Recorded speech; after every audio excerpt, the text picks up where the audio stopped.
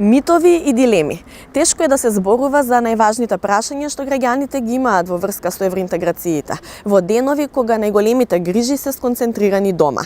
На граѓани кои што се уверени во европските вредности, жедни за правда и за демократија, треба да им се продаде приказна дека цената за влезот во Европската унија, измерена во валута на амнестија на криминалот, не е превисока. А таа битка на убедување е однапред изгубена. Граѓаните преку влезот во Европската унија бараат промена на начинот на кој што се поима и се практикува политиката, не преку носење, туку преку директна имплементација на европски закони и демократизација на сите општествени сфери.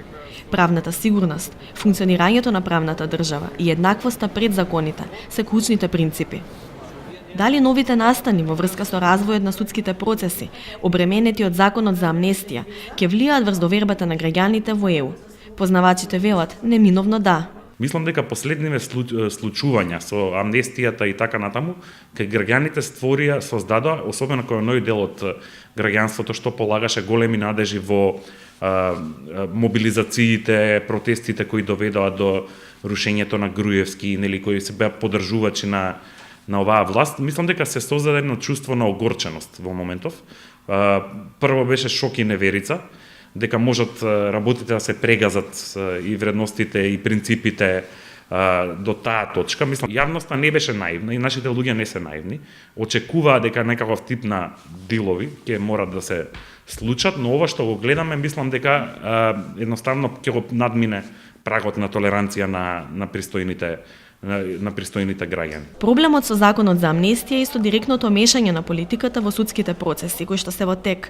Не е прагматичниот однос кон политиката, што секаде во светот е нејзин придружен елемент, туку фактот што тука прагмата не се става во никакви рамки. Мислам, секогаш политиката се одвива на раскрсницата на две спротивставени логики. Тоа е логиката на прагмата и логиката на идеалите. Значи, политика нема без идеали, без барем малце идеали. Исто така нема политика без прагма. Ова што се случува е една многу приземна прагма кај нас и мислам дека ќе има реперкусии врз довербата на граѓаните кон власта, довербата на граѓаните кон пристапувањето, кон сите тие метанаративи што ги нуди власта, а знаеме дека целата работа и целиот болен процес на решавање на, да кажеме, на идентитетските прашања со Грција беше легитимиран со тој метадискурс, нели, дека оке ќе го решиме ова и ќе станеме дел од Европа. Меѓутоа, ако ова е Европа што ни се нуди, многумина со право ќе се прашаат дали вреди. И мислам дека власта мощне, несмасно ги одигра овие работи, не само на ниво на пиар, него и на ниво на приземното преговарање со различните интересни групи на интереси во ова општество и така натаму. Токму идејата дека Европската унија и влезот на Македонија во европското семејство ќе значи по дефолт и автоматски бум на демократија, правда и солидарност за познавачите е и најголем мит. Јас сепак би рекла дека оној најголем мит дека се ќе реши Европската унија место нас, апсолутно треба да го промениме тој став. Да, Европската унија ќе придонесе во голема мера, затоа што исклученоста е огромен негативен фактор, но сепак многу зависи од нас самите. Она што не е мит се парите кои што преку достапноста до европските фондови Македонија ќе може да ги користи, и тоа не само за развој на човековите прави на демократијата, туку и во оние така наречени реални сектори. Значи, пристап до финансии на предпријатијата, животната средина, енергетиката. Значи, ова се сектори во кои што е многу важно да влезат реални средства од ЕУ. Значи, дека се зголемува веднаш приливот на средства, факт е дека се зголемува. Тоа досегашните повторно искуства покажуваат дека неколку пати се зголемуваат фондовите кои што државата ги абсорбира.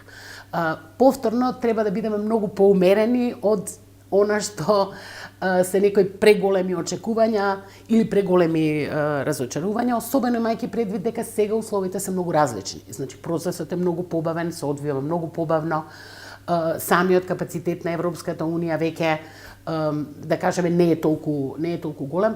Експертите за процесот на евроинтеграција исто така потенцираат дека мощно е важно кога на граѓаните им се представуваат предностите за членувањето на земјата во ЕУ, тоа да се прави реалистично, без градење на идеја дека влезот во Унијата автоматски ќе значи една утопија, во која преку ноќ ќе го имаме европскиот стандард, бесплатни здравствени услуги или образование, нешта што најчесто зависат од националните законодавства на државите и се разликуваат од членка до членка.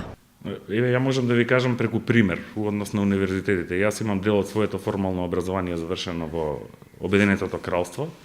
Значи, таму се плаќа образованието, високото образование.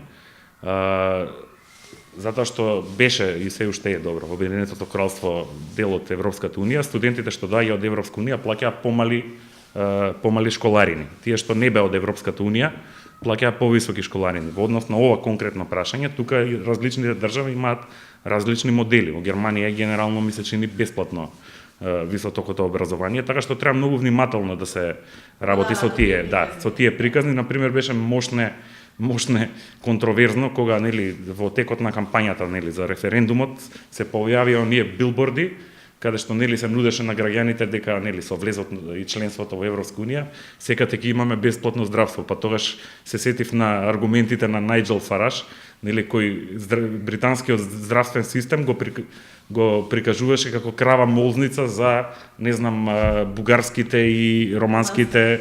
Така што тие се чудни некои динамики, треба реално да гледаме на работите. Само преку еден процес на вистинско информирање на граѓаните за тоа што точно ќе значат европските интеграции за земјата, ама и за нивното секојдневие, ќе може да се изгради здрав однос на општеството кон процесот на преговори. Дилемата од почетокот останува. Оти основата за овој здрав однос не може да се бара надвор од принципите на казнивост и на одговорност. Тука и самата Европска унија има прашања што треба да ги одговори. Првата реакција со поздрав за законот за амнестија стигна од официјален Брисел и седиштето на Европската унија. Истата унија, што летоска на Советот за министри во Луксембург, ги посочи казните за висока корупција како еден од главните услови за добивање на датум за преговори, заедно со реформите на тајните служби и јавната администрација.